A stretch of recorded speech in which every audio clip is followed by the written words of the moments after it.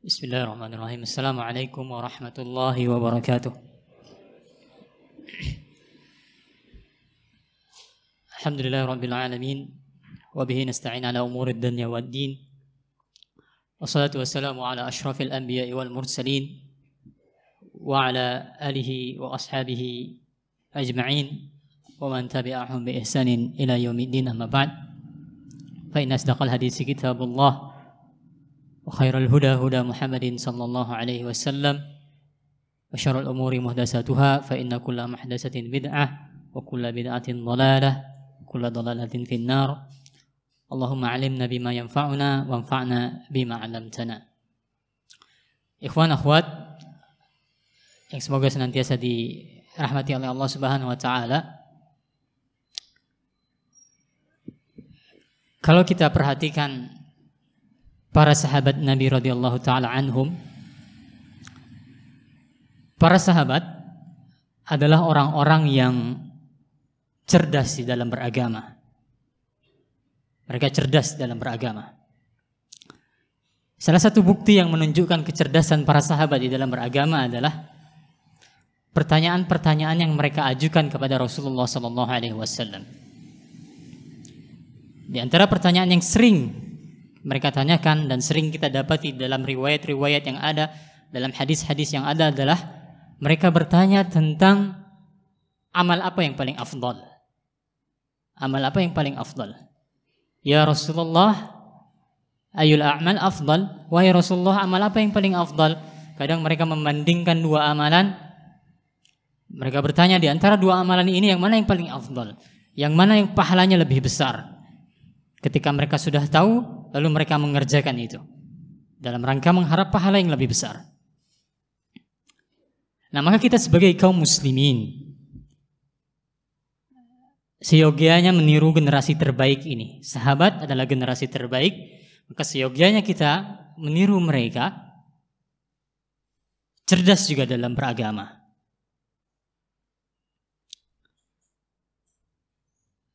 Kenapa kita harus cerdas di dalam beragama?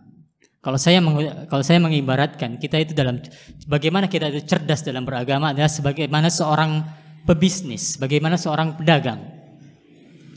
Apa yang diinginkan oleh seorang pedagang? Bagaimana caranya dia keluar modal seminimal mungkin, ya, tapi dapat keuntungan semaksimal mungkin. Nah, inilah maksud saya cerdas itu sebagai seorang muslim. Bagaimana caranya kita berpikir, kita menggunakan resource kita, sumber daya kita yang serba terbatas ini. Bagaimana caranya dengan sumber daya yang terbatas itu kita bisa mendapatkan pahala yang sebesar-besarnya. Apa sumber daya yang terbatas itu apa? Ada yang bisa kasih contoh? Waktu kita ya, jelas pertama. Waktu kita terbatas di dunia ini. Pertama, umur kita sendiri terbatas. Sudah ada ajalnya, sudah ada batasannya. Tidak bisa kita beribadah sampai hari kiamat, tidak bisa.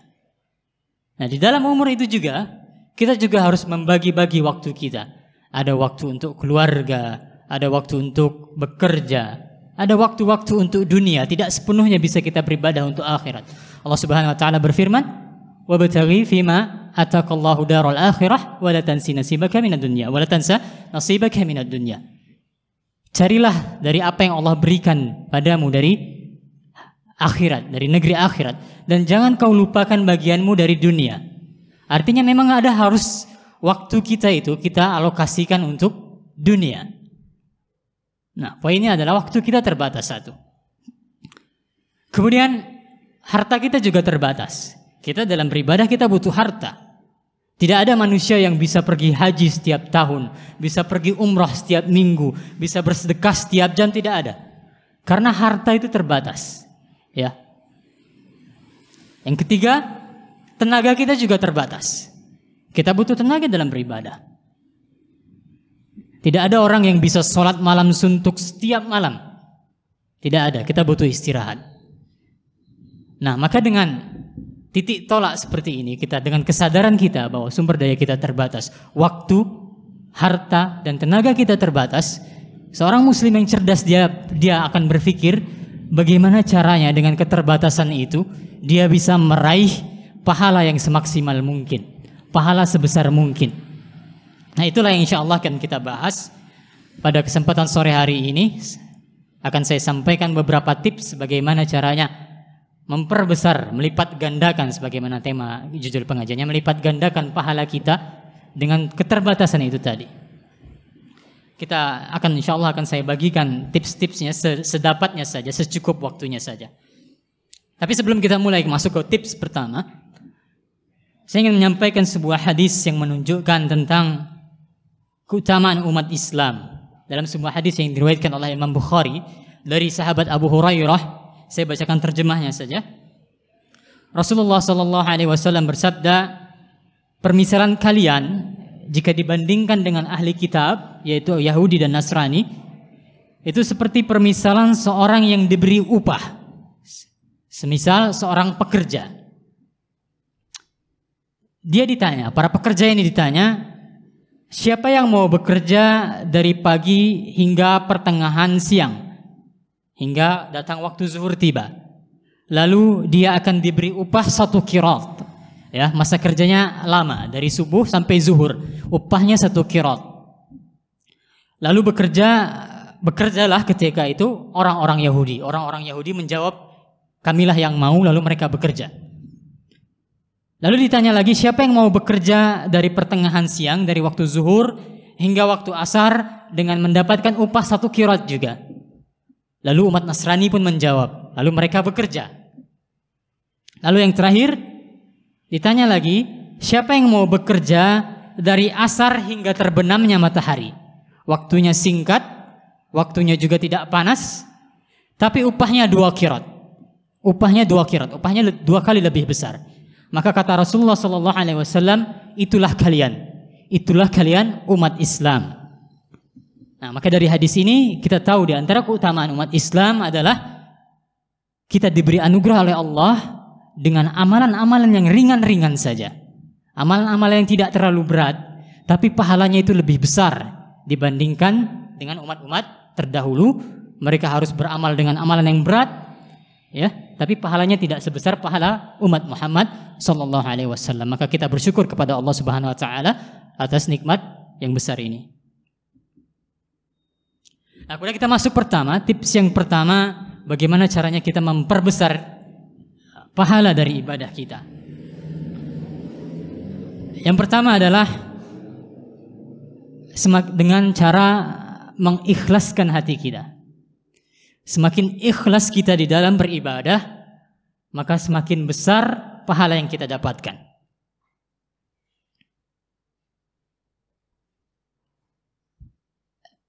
Abdullah ibn al-Mubarak berkata, "Rubba amalin saghirin tu'azzibuhu an-niyyah, wa rubba amalin kabirin tusaghiruhu an-niyyah." Artinya, betapa banyak amalan yang kecil sebenarnya, tapi dia menjadi amalan yang begitu besar karena niatnya yang ikhlas, karena niatnya yang benar. Dan betapa banyak amalan yang besar menjadi kecil pahalanya karena niatnya yang salah, ya, karena dia tidak ikhlas.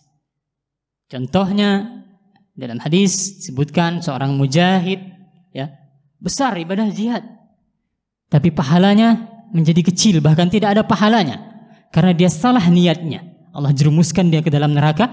Dia berjihad hanya dalam rangka disebut sebagai pemberani. Nah, maka ini yang pertama. Semakin ikhlas, semakin besar pahala yang akan didapatkan. Lalu pertanyaannya adalah bagaimana caranya untuk meningkatkan keikhlasan di dalam beribadah agar pahala kita bisa semakin besar. Cara yang pertama adalah dengan meminta kepada Allah Subhanahu wa taala keikhlasan. Dengan berdoa kepada Allah Subhanahu wa taala agar Allah menganugerahkan kita keikhlasan. Ada yang tahu seperti apa doanya?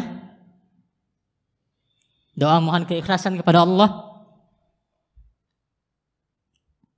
Doanya adalah, di antara doa yang bisa kita panjatkan adalah doa yang diriwayatkan oleh Imam Bukhari dalam kitabnya Al-Adabul Mufrad. Allahumma inni a'udzubika an usyrika bik wa ana a'lam wa astaghfiruka lima lam a'lam. Ya. Ya Allah, artinya, ya Allah, sesungguhnya aku berlindung kepadamu dari menyekutukanmu sedangkan aku mengetahuinya, dalam keadaan aku mengetahuinya. Dan aku meminta ampunan kepadamu terhadap apa-apa yang aku tidak ketahui. Nah, di sini kita meminta perlindungan kepada Allah dari menyekutukannya. Apa hubungannya dengan keikhlasan? Karena lawan dari keikhlasan adalah menyekutukan Allah, adalah kesyirikan. Ya, riya dalam beribadah, sum'ah dalam beribadah, itu semua termasuk dalam kategori kesyirikan. Sehingga jika kita berlindung daripada kesyirikan, minta perlindungan terhadap kesyirikan kepada Allah, maka dengan kata lain kita juga memohon keikhlasan kepada Allah. Saya ulangi lagi doanya. Allahumma inni a'udzubika an usyrika bik wa ana a'lam wa astaghfiruka lima la a'lam. Ya Allah, aku berlindung kepadamu dari menyekutukanmu dalam keadaan aku mengetahuinya, dan aku memohon kepadamu ampunan dalam hal-hal yang aku tidak mengetahuinya. Atau doa lain, doa yang sangat bagus yang dipanjatkan oleh Umar bin Khattab, diriwayatkan dari Umar bin Khattab, Allahumma ja'al amali kullahu salihah waj'alhu liwajhika khalisa wa la taj'al li ahadin fihi syai'a. Perhatikan artinya, ya Allah, jadikanlah seluruh amalku amalan yang saleh, dan jadikanlah amalku itu amal yang ikhlas mengharapkan wajahmu, dan janganlah jadikan di dalam amalku itu ada seseorang pun mengambil bagian. Artinya jangan sampai melenceng niat itu di dalam beribadah. Ini doa Umar bin Khattab yang sepatutnya kita hafalkan dan sering kita panjatkan kepada Allah Subhanahu wa taala. Nah, maka tips yang pertama untuk meningkatkan keikhlasan kita agar pahala kita semakin besar adalah berdoa kepada Allah Subhanahu wa taala. Kemudian yang kedua, masih bagaimana caranya meningkatkan keikhlasan kepada Allah Subhanahu wa taala adalah dengan cara menyembunyikan amalan kita. Karena dengan kita menyembunyikan amalan akan menolong kita untuk semakin ikhlas, akan menolong kita terhindar dari riya. Ada banyak dalil dalam bab ini, dalam pembahasan ini. Di antaranya adalah salat kita, salat sunnah, itu pahalanya bisa sampai 25 kali lebih besar apabila kita laksanakan di rumah. Ya. Salah satu dalilnya diriwayatkan oleh Imam Bukhari, Rasulullah sallallahu alaihi wasallam bersabda, "Shallu ayyuhan nas fi buyutikum fa inna afdalas salati salatul mar'i fi baitihi ilal maktubah." Kata Rasulullah sallallahu alaihi wasallam, salatlah wahai sekalian manusia di rumah-rumah kalian. Salatlah di rumah-rumah kalian. Karena sebaik-baik salat seseorang adalah salat yang dilakukan di rumahnya, kecuali salat yang wajib, kecuali salat yang 5 waktu. Dalam hadis lainnya dijelaskan tentang besarnya pahala salat di rumah itu seberapa besar. Dari sahabat Su'aib radhiyallahu taala anhu, Rasulullah sallallahu alaihi wasallam bersabda, saya bacakan artinya, terjemahnya. Salat sunnah yang dikerjakan seseorang di tempat yang tidak dilihat oleh orang lain senilai 25 kali derajat salat sunnah yang dia kerjakan di tengah banyak orang. Oleh karena itulah, kalau kita membaca riwayat para ulama, riwayat para salaf, akan kita temui mereka tidak biasa salat sunnah di masjid, terkhusus salat sunnah rawatib. Al-Maruzi berkata, "Inna katsiran min ulama kanu la yatatawwa'una fil masjid." Kebanyakan para ulama itu mereka tidak melakukan salat sunnah tatawwu' itu di masjid. Mereka tidak melakukan salat sunnah di masjid. Ya, karena pahala salat sunnah di rumah itu lebih besar alasannya. Bahkan diriwayatkan bahwasanya Imam Ibnu Qudamah Al-Maqdisi itu hampir-hampir tidak pernah salat sunnah rawatib di masjid dalam rangka mengharapkan pahala yang lebih besar salat sunnah di rumah. Dalil lainnya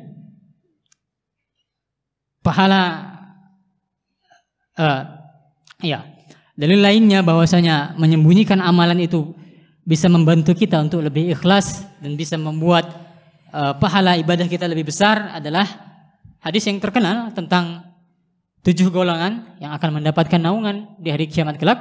Sab'atun yuzilluhumullahu fi zillih yauma la zilla illa zilluh. 7 golongan yang kelak akan mendapatkan naungan dari Allah ketika tidak ada naungan kecuali naungan Allah. 2 di antaranya adalah, yang pertama, rajulun tasaddaqa akhfa hatta la ta'lam shimaluhu ma tunfiqu yaminuhu. Seseorang yang dia itu bersedekah dalam keadaan bersembunyi-sembunyi sampai-sampai tangan kirinya tidak tahu bahwa tangan kanannya itu bersedekah. Bayangkan betapa tersembunyinya. Boro-boro orang lain ya ikhwah. Jangankan orang lain, tangan kirinya saja tidak tahu bahwa tangan kanannya itu bersedekah, menunjukkan betapa dia berupaya menyembunyikan sedekahnya itu. Kemudian yang kedua di antara 7 golongan itu adalah rajulun zakarallahu khalian fa fadat 'ainahu. Seseorang yang dia itu mengingat Allah, dia berzikir kepada Allah dalam keadaan bersendiri, lalu mengalirlah air matanya. Mengalirlah air matanya dalam keadaan sendiri. Nah, ini dua amalan yang disembunyikan yang ganjarannya sangat besar, mendapatkan naungan Allah kelak di hari kiamat. Sangat besar ya ikhwah. Nah, sehingga hikmahnya, poinnya adalah semakin amalan itu disembunyikan, maka semakin membantu kita untuk semakin ikhlas dan semakin pahala yang akan kita dapatkan menjadi besar. Itu tips yang pertama. Jadi agar pahala kita semakin besar, tingkatkanlah keikhlasan.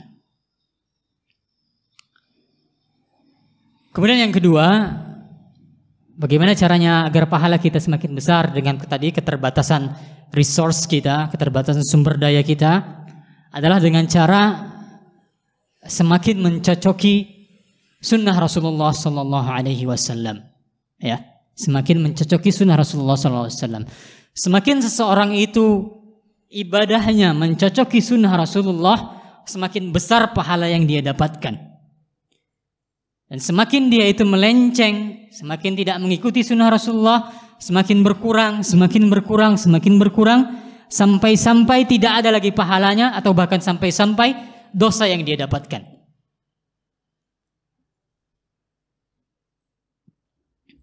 Dalam sebuah hadis Rasulullah SAW bersabda yang diriwayatkan oleh Imam Abu Daud, saya bacakan terjemahnya.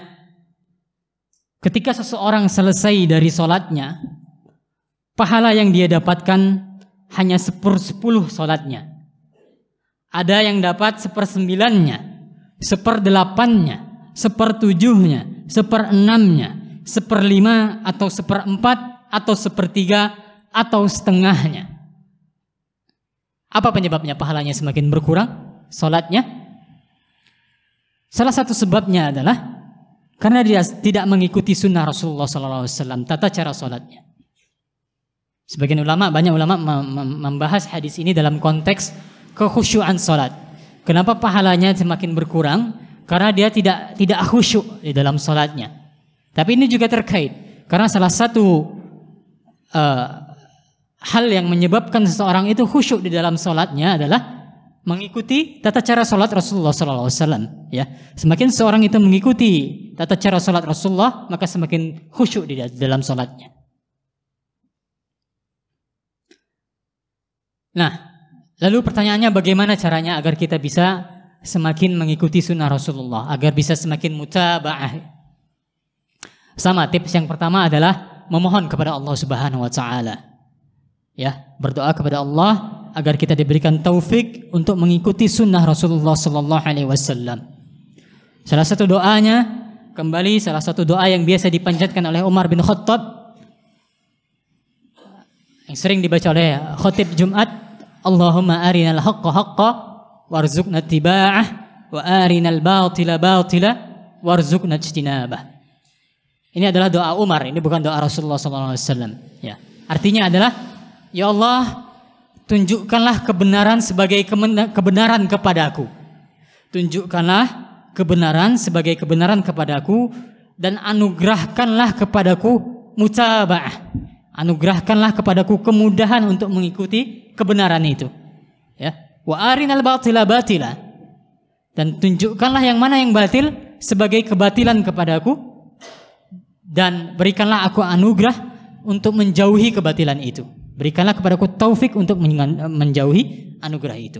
Sehingga di sini tercakup di dalamnya kita mohon kepada Allah, tunjukkanlah yang mana yang sunnah, dan tunjukkanlah, berikanlah anugerah kepada kita kemudahan untuk mengikuti sunnah itu. Kemudian yang kedua, bagaimana caranya agar kita bisa semakin mutaba'ah? Tentu yang tips jangka panjangnya adalah tentu dengan belajar ilmu agama, ya. Karena bagaimana lagi caranya kita mengetahui mana sunnah Rasulullah SAW kecuali dengan belajar. Bagaimana cara? Tidak ada cara lain kecuali dengan belajar. Nah, terkait ini, terkait mengikuti sunnah Rasulullah SAW agar pahala kita bisa semakin besar, ada tiga hal yang perlu diperhatikan. Yang pertama, kita perlu mengikuti Rasulullah SAW dalam hal tata cara pelaksanaan ibadah. Ya, tadi yang tata cara ini sudah saya singgung dari di awal. Contohnya adalah salat. Kata Rasulullah SAW, "Shallu kama ra'aitumuni usalli." Salatlah sebagaimana kalian melihatku salat. Maka semakin cocok tata cara kita dengan tata cara Rasulullah dalam salat, maka semakin besar pahalanya. Ini sudah jelas. Kemudian yang kedua adalah mencocoki sunnah Rasulullah SAW dalam hal waktu beribadah. Saya berikan beberapa contoh di sini. Saya ada waktu, ya. Contoh yang pertama adalah istighfar. Ada yang tahu istighfar apa yang paling utama? Yang paling afdal apa? Sayyidul istighfar, yang kita baca di setiap pagi dan sore hari, ya, di zikir pagi dan zikir sore, Sayyidul istighfar. Kata Imam Bukhari punya bab khusus di dalam kitab sahihnya, bab afdalul istighfar, bab istighfar yang paling utama. Isinya adalah Sayyidul istighfar itu. Allahumma anta rabbi la ilaha illa anta khalaqtani wa ana abduk, dan seterusnya itu. Nah, ini dalam kondisi normal, inilah istighfar yang paling utama, yang paling afdal. Nah, tapi ketika kita di malam Lailatul Qadar atau di malam-malam ganjil di 10 hari di bulan Ramadan, istighfar apa yang kita dianjurkan untuk membacanya di sana? Istighfar apa? Sayyidul istighfar? Tidak. Dalam sebuah hadis yang diriwayatkan dari Aisyah, istighfar yang kita dianjurkan dibaca di sana adalah Allahumma innaka afuwun tuhibbul afwa fa'fu anni. Ya. Ya Allah, sesungguhnya Engkau Maha Pengampun, Engkau mencintai ampunan, maka ampunilah aku. Ini istighfar juga. Nah, maka berdasarkan sunnah Rasulullah SAW, dalam kondisi seperti ini, dalam malam Lailatul Qadar ini, amalan yang lebih utama, amalannya yang lebih, pahalanya yang lebih besar insyaallah adalah membaca Allahumma innaka afuwun tuhibbul afwa fa'fu anni. Tidak dianjurkan untuk membaca Sayyidul Istighfar diulang-ulang sepanjang malam Lailatul Qadar. Ini contohnya, ya, mencocoki sunnah Rasulullah dalam hal waktu. Contoh lainnya adalah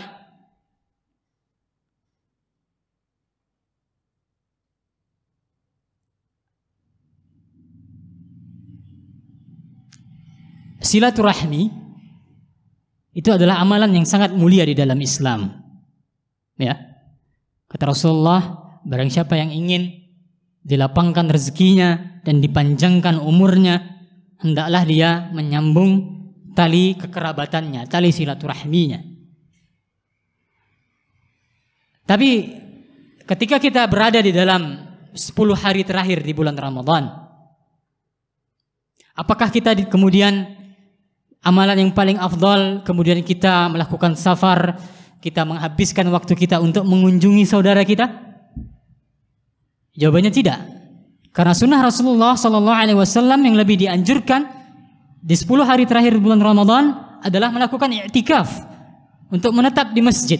Tidak dianjurkan untuk melakukan safar untuk menyambung tali silaturahmi. Nah, maka dalam kondisi seperti ini melakukan i'tikaf pahalanya lebih besar. Gitu ya, karena bercocokan dengan sunnah Rasulullah SAW. Kemudian kita lanjut karena waktunya sudah mepet. Tips yang ketiga sekarang, kita lompat saja. Bagaimana caranya agar pahala kita bisa semakin besar, agar bisa semakin berlipat ganda, adalah dengan melakukan amalan yang tidak banyak dilakukan oleh orang lain. Melakukan amalan ibadah, yang amalan ibadah itu tidak banyak dilakukan oleh orang lain.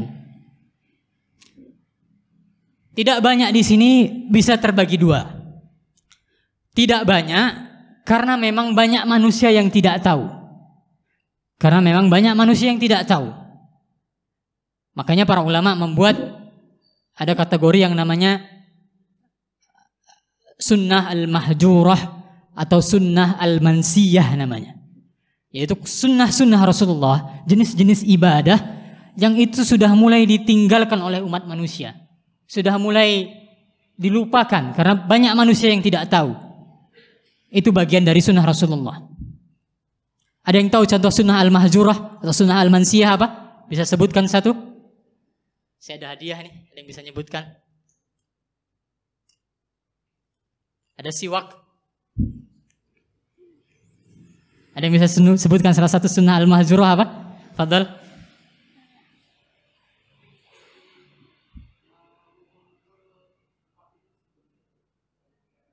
Banyak yang tidak tahu sunnah itu? Ya, antum tahu sunnah itu? Belum tahu, ya, oke. Oke, tafadhal. Sekarang apa nanti saja hadiahnya? Ya, ini ada hadiahnya siwak. Dan siwak pun juga termasuk salah satu sunnah al-mahjurah juga. Jazakallah khairan. Siwak juga salah satu sunnah al-mahjurah. Sunnah yang mulai tidak banyak dipraktekkan oleh umat manusia. Padahal keutamanya sangat besar ya ikhwah. Apa kata Rasulullah SAW? As-siwaku mutahharatun lil fammi mardatun li rabbi. Siwak itu bisa membersihkan mulut dan bisa mendatangkan keridhaan Allah. Lihat, simpel saja ya, disikatkan ke gigi, ke gusi ataupun ke lidah, tapi bisa mendatangkan ridha Allah Subhanahu wa taala.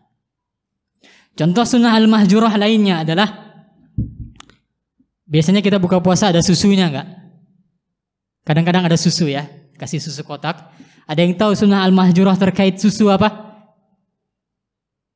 Sunnah Nabi dianjurkan setelah kita minum susu itu berkumur-kumur. Itu diantara bagian sunnah Nabi. Kalau antum ya ikhwah dan akhwat rahimani wa rahimakumullah, minum susu kemudian kumur-kumur, antum dapat pahala insyaallah. Karena itu bagian dari sunnah Nabi. Terkait susu juga ada doanya minum susu. Setelah minum susu dianjurkan untuk membaca doa. Ada yang hafal? Doa setelah minum susu? Betul ya, berarti ya sunnah al-mahjurah, sunnah yang tidak banyak orang tahu. Allahumma barik lana fih wa zidna minhu. Ini doa setelah minum susu. Ya Allah, berkahilah dalam minuman susu kami ini dan tambahkanlah kami susu. Ya. Nah, sunnah-sunnah seperti ini, jika kita semakin sunnah itu semakin dilupakan, maka semakin besar pahala yang akan kita dapatkan apabila kita mempraktekannya. Karena di sana ada dua pahala. Ketika kita mempraktekkan sunnah-sunnah seperti ini, semisal bersiwak tadi, kita dapat dua pahala. Pertama, pahala mengamalkannya. Kedua, kita dapat pahala menghidupkannya. Ada pahala menghidupkan sunnah Nabi. Ya. Terlebih kalau kemudian kita menghidupkan, dicontoh oleh orang lain, besar lagi pahalanya. Kemudian yang kedua, tadi masih dalam tips yang ketiga, melakukan amalan yang tidak banyak dilakukan oleh orang lain. Kategori yang kedua adalah yang tidak banyak dilakukan orang lain. Orang lain tahu itu bagian dari sunnah. Orang banyak tahu itu bagian dari ibadah, tapi mereka hanya lalai saja melakukannya. Contohnya adalah seperti kita sekarang di bulan Sya'ban, ya. Di bulan Sya'ban itu amalan itu terkhusus puasa, pahalanya kita lebih dianjurkan, lebih ditekankan untuk memperbanyak puasa di bulan Sya'ban. Alasannya apa? Kata Rasulullah, beliau mencintai berpuasa di bulan Sya'ban karena orang-orang lalai beribadah di bulan Sya'ban. Ada yang tahu kenapa orang-orang lalai di bulan Sya'ban? Karena bulan Sya'ban diapit oleh 2 bulan yang utama. Diapit oleh pertama bulan Rajab. Bulan Rajab adalah bulan haram. Kata Ibnu Abbas, amalan yang dilakukan di bulan haram, amalan apapun yang dilakukan di bulan haram, pahalanya akan lebih besar, ya. Sehingga orang-orang dahulu, ketika bulan Rajab itu datang, bulan-bulan haram datang, mereka sibuk beribadah. Karena tahu pahala di bulan-bulan haram ini, termasuk bulan Rajab tadi, pahalanya lebih besar. Nah, maka ketika bulan Rajab selesai, mereka masuk ke bulan Sya'ban, mereka berpikir saatnya kita beristirahat terlebih dahulu karena kita akan menyambut bulan suci, yaitu bulan Ramadan. Sehingga mereka berpikir inilah saatnya untuk beristirahat. Sehingga banyak orang lalai untuk beribadah. Karenanya lah ditekankan untuk beribadah di bulan Sya'ban ini terkhusus untuk memperbanyak puasa. Dalil lainnya adalah tadi yang termasuk 7 golongan yang akan dinaungi oleh Allah di dalam naungannya kelak di hari kiamat adalah, salah satunya adalah seorang pemuda yang tumbuh dalam ketaatan kepada Allah Subhanahu wa taala, ya. Apa hubungannya dengan lalai beribadah tadi? Karena pemuda itu dia banyak lalai beribadah kepada Allah Subhanahu wa taala. Pemuda berpikir waktunya masih panjang, sekarang masih muda, nanti beribadah bisa saja di waktu tua, sehingga banyak pemuda yang terlena, banyak pemuda yang lalai. Maka pemuda-pemuda yang memiliki kesadaran untuk memperbanyak ibadah di waktu mudanya, maka dia akan mendapatkan keutamaan yang besar. Salah satu keutamaannya adalah Allah akan naungi dia kelak di hari kiamat. Contoh lainnya adalah salat malam, ya. Jelas salat malam, salat yang afdal, salat sunnah yang di antara salat sunnah yang paling afdal. Salah satu sebabnya adalah karena orang-orang sedang lalai, orang-orang sedang tidur, orang sedang beristirahat, tapi orang-orang yang sedang sholat, dia akan mendapatkan pahala yang lebih besar. Nah, kemudian yang terakhir adalah yang jelas, yang istilahnya dalam bahasa Inggrisnya yang straightforward gitu ya, yang bisa kita lakukan secara langsung untuk mendapatkan pahala yang lebih besar adalah melakukan amalan, melakukan ibadah di tempat-tempat ataupun di waktu-waktu di mana amalan atau ibadah kita akan dilipat gandakan secara otomatis.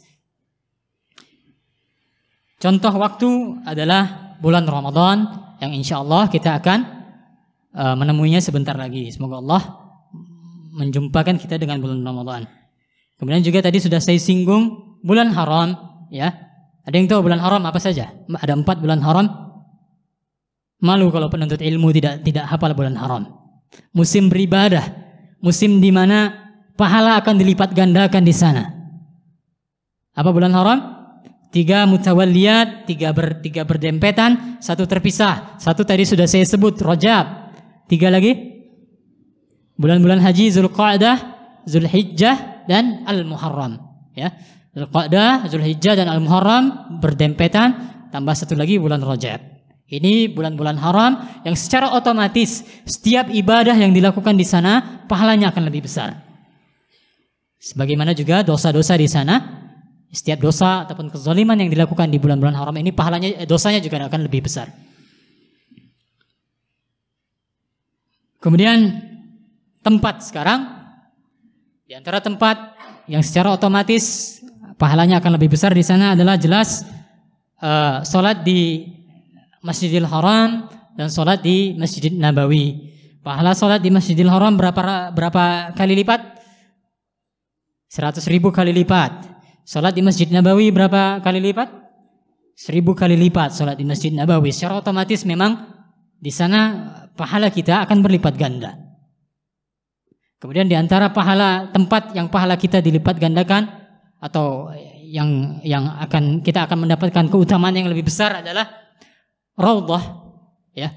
Kata Rasulullah SAW, di antara rumah beliau dan mimbar beliau itu ada Raudhatun min riyadil jannah.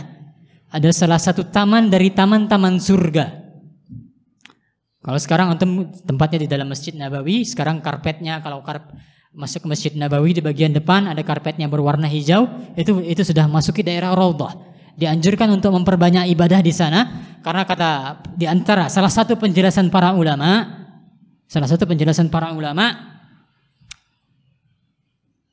kenapa disebut Raudhatun min riyadil jannah, ya, salah satu taman surga adalah amalan yang dilakukan di sana, ibadah yang dilakukan di sana akan mengantarkan pelakunya ke taman-taman surga. Ini salah satu penjelasan ulama, ya. Sehingga keutamaan yang lebih besar tadi akan mengantarkan kita ke dalam surga. Nah, ini 4 tips tadi yang bisa saya sampaikan karena waktunya sudah hampir sampai. Pertama, meningkatkan keikhlasan kita, semakin ikhlas pahala semakin besar, mengikuti sunnah Rasulullah. Kemudian yang ketiga tadi apa? Melakukan amalan yang dimana orang-orang lalai melakukannya. Yang keempat adalah melakukan amalan-amalan di tempat-tempat ataupun yang waktu-waktu yang secara otomatis memang pahalanya akan dilipat gandakan. Nah, ini bekal, di antara bekal bagi kita karena kita akan menemui musim ibadah, kita akan menemui bulan ibadah yaitu bulan Ramadan. Kita bisa memanfaatkan tips-tips ini untuk mempraktekkannya nanti di bulan Ramadan. Demikian, mudah-mudahan ada manfaatnya. Wassallallahu ala nabiyyina Muhammad wa ala alihi washabihi wasallam. Subhanakallahumma bihamdika asyhadu an la ilaha illa anta astaghfiruka wa atubu ilaik.